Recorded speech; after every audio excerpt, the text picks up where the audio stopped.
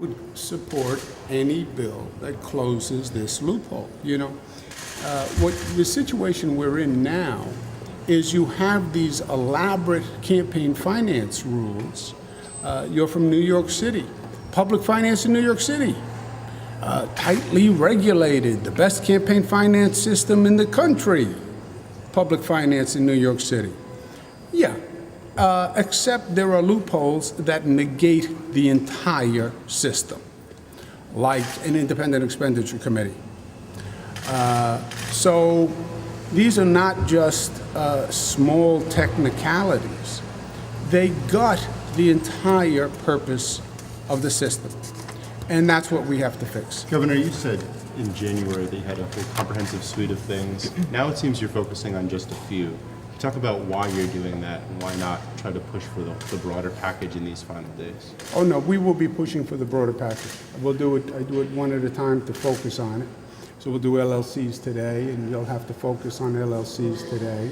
And you'll have to write more than 2 words about it, because that's all I'm saying is LLC. I'm only giving you 3 letters. That's one word. So you'll have to do a full story on LLCs. Then we'll talk about income limits. Then we'll talk about independence. Then we'll talk about term limits, et cetera. So we have a full agenda, but I want to make the point, issue by issue, to actually drum it home, if you will, and have the public understand that when we talk about this campaign finance ethics, this bundle that we've always been putting together, there are separate, discrete actions, and there are a number of them. I know that in the past you've pushed initiatives through the legislature. You seem to have done well with some that got introduced longer, and you built support, just like you did for the minimum wage. I'm wondering, can you talk about why you decided to do this with 10 scheduled days left, and whether you think that's going to make you more or less likely for success? This is not an issue that resonates with the public the way $15 minimum wage did, et cetera. We have spent a lot of time, I've been talking about this for 5 years, I've talked about it in campaigns. You see it in the polls, you report it in the polls. It doesn't have the same resonance with the body politic. They don't know what is an LLC, what is an LLC loophole.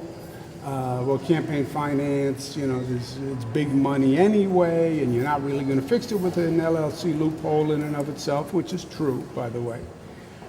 So you don't get the same public response.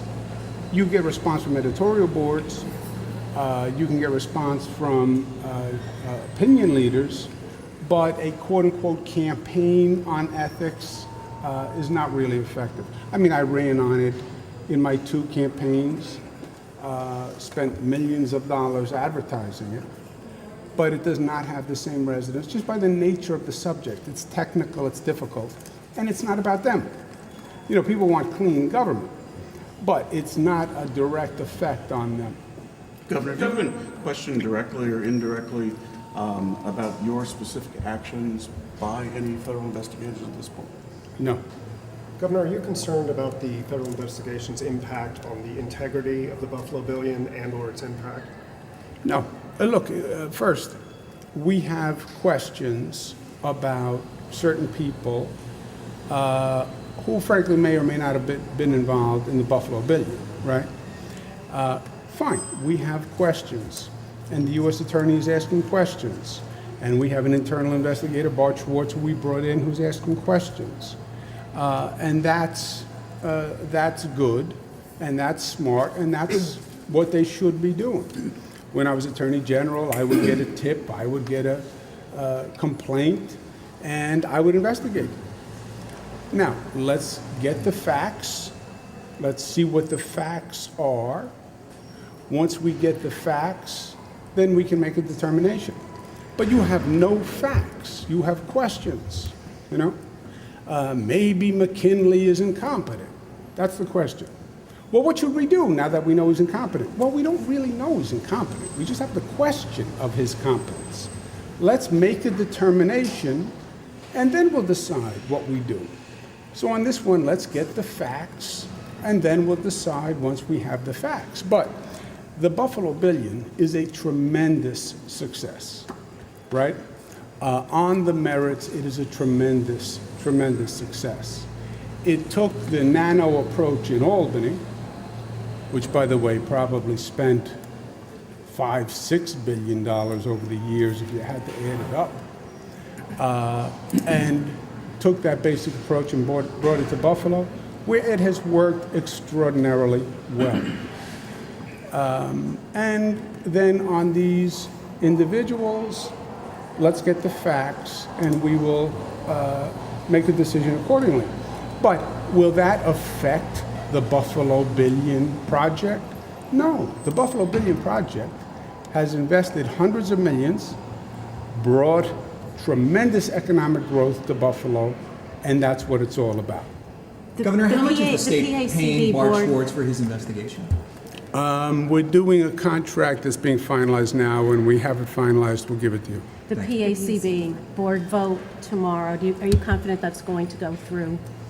I believe it will. I believe it should. Can you tell us why Why what?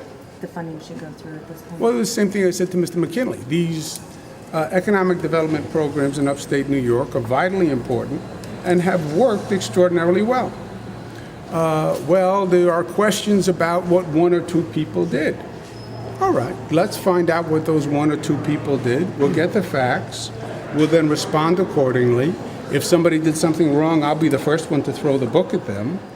But that doesn't go to the essence of the Buffalo Billion program. You know, to torture my absurd analogy, if we conclude that McKinley is incompetent, do we then say, well, the New York Times has got to close? Close the New York Times. Goes right to the essence of the New York Times. Do you think, though, this... No, you can have one or two people who do bad things. It doesn't go to the essence of the overall establishment. And I'll bet your establishment would agree with me on that Do you one. think, Governor, do you will think that this be made do you think this Fort Schuyler management and the Fuller Road management, these kind of opaque entities are a good idea, though? They seem to be getting a lot of scrutiny, and people don't really know how the decisions were made. Well, Is that something that should change? what's interesting is that all predated me, right? I guess. I can't remember. Oh, yeah. So who started it? That went back to Governor Pataki, voices say. So that was all in place. We used the existing mechanism. We did not design that mechanism. In your opinion, should these nonprofits comply with the Freedom of Information law? I don't know, Jimmy. I don't know the law well enough. I don't know what Governor, will your attorney's report be made public? which report? The report that your investigation. Bart Schwartz. Buffalo Bart Bill and the Schwartz report? Oh, I don't know. I don't know what the Isn't that your terms of. decision? No, he is being hired as an independent to do an independent review. I don't know what his standard protocol is. I wouldn't have a problem with it, but I don't know how he operates. You just said the contract wasn't signed yet. The contract wasn't final yet. You could include that, right? Well, the contract is about the dollars. Yeah. I don't know how he operates, you know. He is a credible, independent operator, and I just don't know how he chooses to operate. But a Just publicly to, paid just, to, report. just to answer that point, there is no restriction on Bart Schwartz making any report public. It's completely within his discretion. Well, it would be your decision. It's not our decision, it's his. But it's your report, and the public's paying for it. He's an independent investigator that's been retained First by and the state. foremost, it goes to the Southern District, and then he determines where it goes from there. All right, guys, last question. Governor, Child Victims Act, you said last week you'd like to see something done this year. Specifically, what are you looking for? As much as we can do. Do you want to do the one-year window? As long as it's a window that guarantees due process for all. Remember, the statute of limitations has due process protections that are practical and important. People need a right to defend themselves also, and that's the point of the statute of limitations. So when you talk about a window, you need a window that protects due process on both sides, doesn't encourage frivolous lawsuits, which I believe can be accomplished. But you have to make sure it's a window that does respect due process on both sides, and if that's the case, I support the window. And what about treating public entities and private entities the same? In terms of that 90-day, public, if you're abused in a public entity, you have to file within 90 days of the incident occurring, saying that I intend to sue. Whereas you have up until 23 years old to do it in a private. Yeah, I would justify the two. I don't see a reason for the distinction between the two. All right, guys, thank you very much. Okay, guys, I'm just kidding you about Jesse. We knew the answer to that question, depending on who you ask. I'll see you guys. Thank you.